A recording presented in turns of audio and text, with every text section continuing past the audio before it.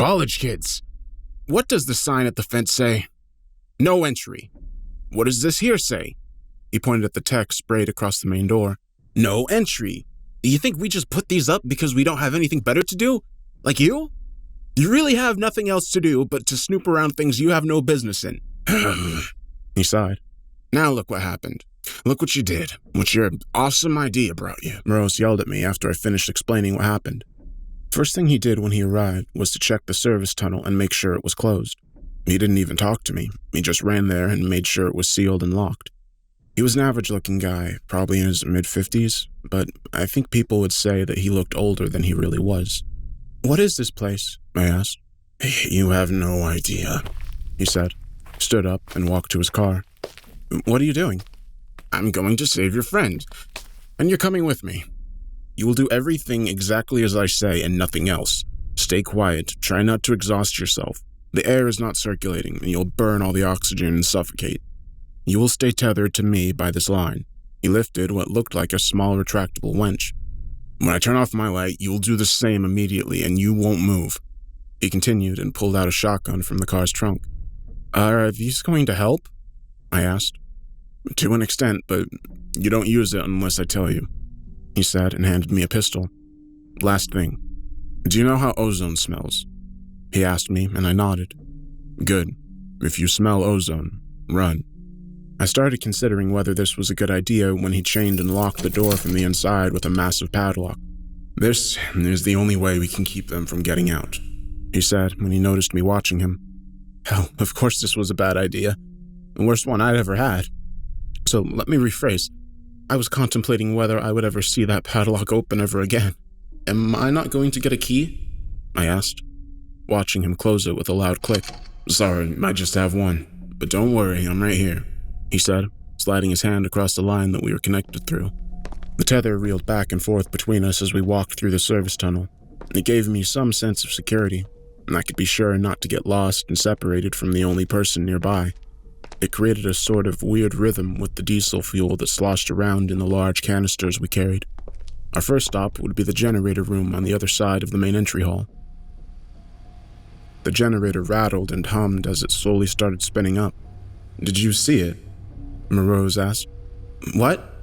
We have some time for talking until it turns on. Did you get a look at what took your friend when it happened? No, I answered. What is this place? I asked again. He stared into the air, sighed, and explained. It was originally a military stockpile in the 50s. In the late 70s, it was then repurposed into a research site. Anything that was too crazy for public to know about. And it was some fucked up stuff sometimes. Then they had this project about teleportation. They even rebuilt half the facility to house it. And that's when it all went to shit. Well, how do you know about all this? I asked. I used to work here, he said. So what are these things? They are... He started, but then brushed off. I don't know. I was just an assistant. Is there someone who knows? Not anymore. Everyone who knew, well, let's just say they never left this place. And how did you get out? The engine clutch engaged with a click and the generator finally came to life. I didn't. I took sick day when it happened. The lights turned on for a brief moment and then shut off again as a circuit breaker popped. That's okay. We can't spare the power for the lights. We'll need it someplace else. You'll see, Morose said. Whatever happened here, whatever killed all the people down here, and God knows how it was all connected with the Chernobyl disaster, he wasn't here. He took a sick day. He took a fucking sick day. Come on, kid, let's go. We were at the lab security checkpoint me and Alex closed earlier during our escape. Remember, stay as quiet as you can now, Morose told me as we slowly opened the blast door. To our surprise, light blinded us immediately. Something shining right at us. I took a step back while my eyes adjusted to the light, and then I finally saw the source of it. Alex's flashlight. I went to pick it up, but Morose quickly stopped me with his arm and pointed into the blackness of the corridor in front of us. For a moment, we stood there, silent. Then I thought I heard something in the distance. Morose immediately turned off his headlamp and gestured to me to do the same while he went and crouched in the corner. I followed and turned off my light too, but we were still lit up. Alex's light was still on, illuminating the room. Morose quietly cursed, quickly went to grab a flashlight, and then it was dark. Completely pitch black dark. People say that when you're under stress and you lose one of your senses, the other one's heightened to compensate. It's true. Or maybe it was just getting closer. It doesn't matter. I heard something drop to the ground with a muffled splat, then a few irregular footsteps. Not like footsteps of something walking with a pair of shoes. It was like someone walking barefoot, flesh on concrete. They were getting closer. I instinctively grabbed the gun Rose gave me, hoping I wouldn't need to use it. It was now so close that I could hear a slow, raspy breathing. I think I even felt a cold breeze on my face. Inhale, exhale, in and out. I don't want to think about how close it was. Then, something slammed into a wall down the way we came from, with a crash and the sound of glass and plastic breaking. Whatever thing was there with us turned and quickly followed it. I thought it was gone and I was safe. Out of nowhere, suddenly a hand brushed against me. I almost jumped and screamed, but the hand quickly moved and grabbed my mouth, preventing me from making a sound. Another hand grabbed my gun. "It's me. Follow me. Slowly," a voice whispered in my ear. We entered a room on the side, and I heard a door close silently. We waited for a while, and then we turned our lights back on. "Fuck, don't ever do that again." But he wasn't listening. He was looking at droplets of thick black fluid on the floor at the other side of the room. What is that?" I asked. "Blood. At least it was, once," Rose answered and followed the trail. We traced it across a few rooms until we stopped in a large chemical lab. There was something on the ground in a puddle of black liquid. It was Alex's knife. There was some red liquid too, and I could tell what it was without a doubt. Fresh blood. A trail of a few droplets went in the opposite direction of the black liquid. "Look, he must have gotten away," I whispered. "I doubt that. If we want to find him, we'll have to go to level 4. He just glanced at the knife and then acted like he didn't see anything. "But look, this is his knife. They must have fought here, and he went that way." I pointed in the direction where the blood trailed off. "He must be hurt." "That's one more reason for us not to waste time. Let's go." He stepped off back into the central corridor. I wanted to stay and search for Alex, but the tether that connected us wouldn't allow that, so I obliged and followed. Initially. "Rose, please tell me what's going on. How do you know he's not here?" "Because I know. Just shut up. We don't have time to argue." We weren't whispering anymore. "I'm not going anywhere until you tell me why you are so sure," I insisted. "Because he's dead." "What? But you said..." "Come on, let's go. This is not a place where we want to stay. We have to get down to level 4. Rose cut me off. No, I trusted him at first, because he was the only one who could help me and help Alex. That was the only thing I focused my mind on, saving Alex. Only now I was realizing what I had gotten into, how blind and how stupid I was. He wasn't just an assistant as he claimed, and we weren't here to save Alex. I started unbuckling my end of the tether. "What are you doing?" he asked, raising his voice. "I'm going out. Give me the key to the padlock," I demanded. "No, I can't do that," he said, with agitation in his voice. I had no choice. I raised my gun at him. "Give me the key," I demanded again. "You really think I would give you a working gun? You're not going anywhere," he said and pointed his shotgun at me. I pulled the trigger. Fuck. "Why are we here? Why didn't you call your friends, your superiors, or whatever, to take care of this, but you have to hold me at gunpoint?" "Let's just say we don't share the same goals anymore. But have no doubt, they are coming here. But not with guns. With concrete. They're going to seal this place up for good, and we have to be quick if we want to be out by the time that happens." "Why can't you just please let me leave now?" I asked, my voice shaking. "Because it's a two-man job," he said and looked me in the eyes. "There are things much more important than you, me, or your friend." I couldn't deny that. Maybe he was right, but I couldn't do this, and I didn't understand anything. "Who are you?" I asked him, returning my gaze. But then I looked away. Something caught my attention. The movement behind Rose. It was a creature, crawling across the ceiling toward us. Its body vaguely looked like a human, but its skin was pale and stretched tight over its thin bones.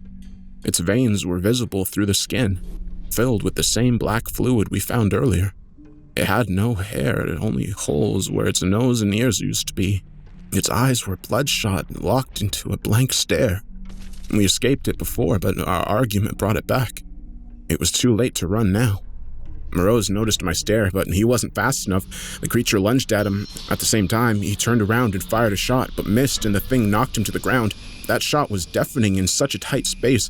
I heard only ringing in my ears. My eyes were slightly blinded by the muffled flash. In the confusion, I turned to run, but I forgot that I was still tethered to Morose. After the line was completely reeled out, it jammed, stopping me right in my track and sending me falling to the ground. I looked back and saw that the creature was now looking at me. Morose was lying there on the ground. I must have pulled it off him by yanking on the tether, and now it would come to make sure it won't happen again. I finally managed to disconnect the tether and threw the useless pistol at the creature, hitting its head. It briefly stumbled, and I ran to the only place that quickly came to mind. I barricaded myself in a storage room adjacent to the large chem lab, blocked the door with a shelf. The creature spent a minute trying to get in, but then gave up and left, presumably to finish off Morose. And I stayed in there, just sitting in the corner, too scared to do anything. I don't know how much time had passed, but it was starting to get hard to breathe. For a time, I thought I would just stay there and end it all, peacefully, instead of a violent death that was likely waiting for me on the other side of the door. But then I heard a voice call my name. Alex's voice. "Alex, is that you?" I called back. "Oh, thank God. I thought I would die here. You came back," he answered. I went to open the door, but then changed my mind. "How did you find me?" "I was hiding too, but then I heard gunshots, and I came here to look. Dimitri, please come out. We have to get out of here." I sat down again. Maybe it was really him, but what if it wasn't? I didn't want to find out. "No. You said you were dead. I saw blood. No, it can't be you." "What? What are you talking about, Dimitri? One of those things got me pretty good, but I'm alive. Dimitri, just please come out and let's get out of here," he pleaded. I had decided I wouldn't open the door, but then I changed my mind once again after what he said. "Dimitri, you remember the cherry tree? I knew you would come back." We used to play at this huge cherry tree when we were kids. We used to climb it all day. But one day, I had this idea to make a bet. Whoever can climb the highest wins. I almost got to the top, but then I realized how bad of an idea it was. The branches under me were too thin, and I knew they could break under my weight any time. But Alex didn't want to lose. He tried to climb even higher than me. Then a twig he was standing on broke and he fell. Luckily, he landed on a pile of fallen leaves and only broke his leg. He could have killed himself if he fell on solid ground. It was my fault, and I almost got him killed because of the stupid bet. He decided not to tell anyone how it happened, because we were both afraid of getting in trouble, but I've felt guilty for it ever since. There was no way he could have known about the cherry tree if it wasn't him. I opened the door and there he was. He looked terrible, with bruises and scrapes all over, and he had a torn, blood-stained piece of shirt wrapped around his left hand. "Are you okay?" I asked. "I've been better. Let's just get out of here." That's not going to be easy," I said. I told him what had happened up until now, and that the door was locked. Only Morose had the key, and he was either dead or gone. "There were some tools and supplies up there, right? Maybe we can find something to cut the chain," Alex said, and we decided to try it. It was better than searching for Morose's key after all. We found a shotgun, stained with blood, both his and the creature's, and immediately felt safer. We also picked up our packs that we dropped earlier. Luckily, all of our gear was still there.